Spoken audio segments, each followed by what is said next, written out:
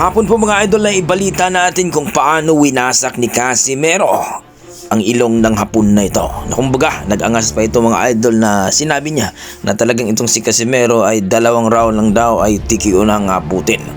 Pero dito mga idol, grabe. Ang ginawa ni Casimero dito talagang winasak ang ilong. Ika nga ng ating mga boxing fans nang gigil itong si Casimero.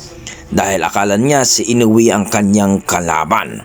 Kaya dito mga idol, sinabi ng ating mga boxing fans na dahil sa nakita nila na itong si Casimero ay sinurprise at nagpapakitang gila sa bansang Japan at ginulat ang bansang Japan dahil winasak talaga ang ilong ng kanyang kalaban na si Tom.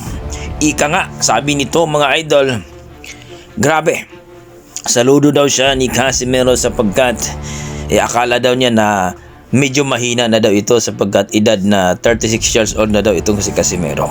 Pero nagkamali daw siya ng inakala dahil ang sinabi niya na 2 rounds ay talagang hindi daw basta-basta si Casimero. Sa 2 round pa lang daw mga idol, nasakta na siya at dumugo na ang kanyang ilong. Ika nga, talagang dinedma na lang daw niya ang sakit nito.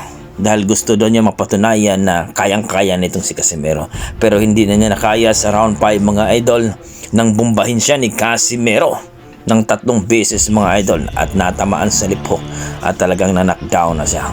Papasalamat naman si Tom mga idol, ang isang Hapon na inawat na siya ng referee sapagkat hindi na daw niya kaya at basag na daw ang kanyang ilong.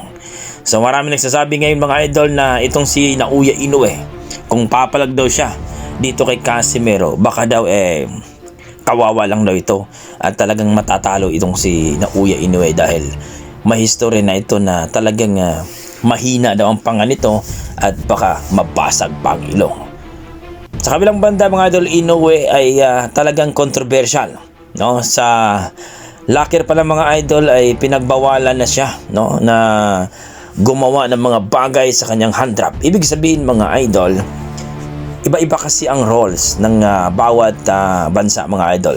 Sa GBC kasi sa Japan mga idol ay talagang inaalaw nila na tip una ang ilagay bago ang tela mga idol. Pero sa Saudi sila mga idol, ang sinunod nila ay ang US. So bawal talaga yun mga idol. Kung sinabi na bawal ba ang maglagay muna ng tape, well mga idol, bawal talaga sa bansang Saudi o sa US kasi pareho sila ng roles. Sa bansang Japan hindi bawal. Kaya mga idol talagang hindi siya pinayagan na ilagay muna ang tape bago ang tela mga idol. So dito mga idol, marami nagsasabi na kaya pala hindi na knockdown o hindi man lang narugi itong si Picasso dahil hindi nagawa ni Naoya Inoue ang kanyang dating ginagawa na tape ang una bago ang tela sapagkat kang tip kasi mga idol talagang magkakaroon na, no, talagang titigas yan mga idol. Kaya ito ang sinasabi ng mga boxing fans, ang kahinaan ni Naoya Inoue dahil dito si Picasso hindi naman to kampiyon pero hindi niya na knockdown, hindi man lang narugi at umabot pa sila sa desisyon. Samantalang si Casimero mga idol literal na basag ang mukha ng kanyang kalaban at hapon. Kaya insulto daw ito ni Inoue mga idol kung hindi niya lalabanan si Casimero. Pero ganun pa man mga idol, magdepende pa rin yan sa promoter kung papayag ang promoter ni Inoue na labanan itong si Casimero.